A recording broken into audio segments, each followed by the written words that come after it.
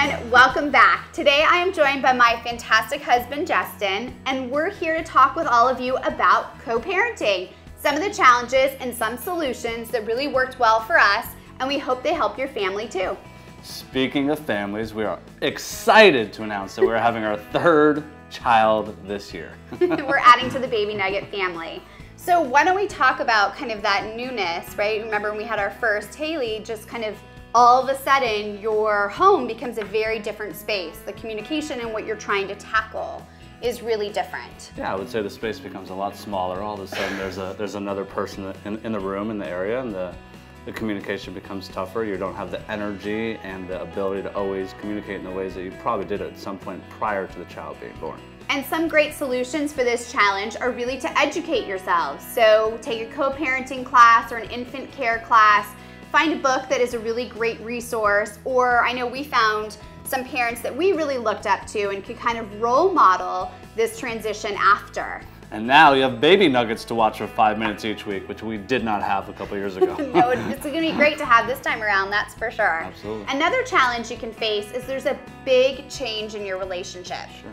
I think anytime there's another person who comes into the picture, especially someone that is so fragile and someone you need to care about and watch over 24 hours a day, and then you and your spouse are on same pages while simultaneously being on separate pages in terms of a lot of things we just discussed, it adds friction, it adds change, and anytime change comes in someone's life, it can cause a lot of issues. You don't get snappy at all, or we don't get irritated with each other in those first couple of weeks.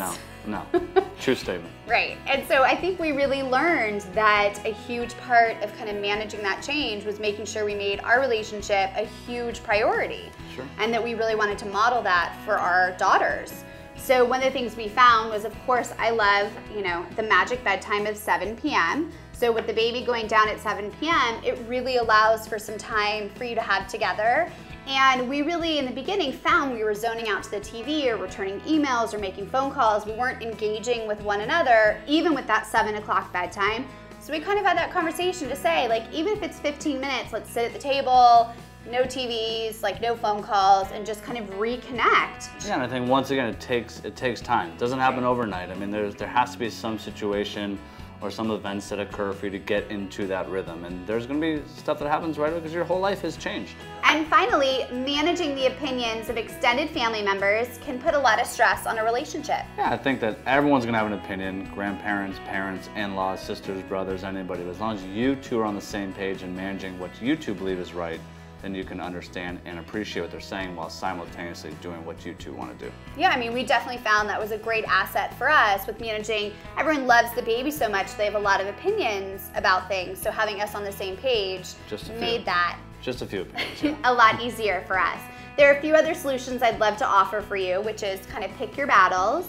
And my favorite quote that I share with all the moms and dads that I work with, which is kind of, if you knew then what we know now, you might have made different choices. So it's not about my way is better than your way, it's more about we just have different information and we're making choices out of the new information that we have, and our parents made choices out of the information that they had. So that was really helpful, and I know that we found a really good rhythm that if my parents were given an opinion on something that didn't jive with us, I would talk to them, and vice versa, you with your parents. That helped take the stress off of us kind of communicating with the opposite set of parents and keeping us really connected. Yeah, I think the reality is anytime you're dealing with family, someone right, wrong, or indifferent is going to take something more personally. Right. So if you keep it within your immediate family, it helps alleviate some of those problems. Definitely. So thanks, honey, for joining me here today to share with everyone at home not only the challenges of co-parenting, but really how to tackle them effectively with some great solutions. Thanks so much for joining us, and I'll see you next time.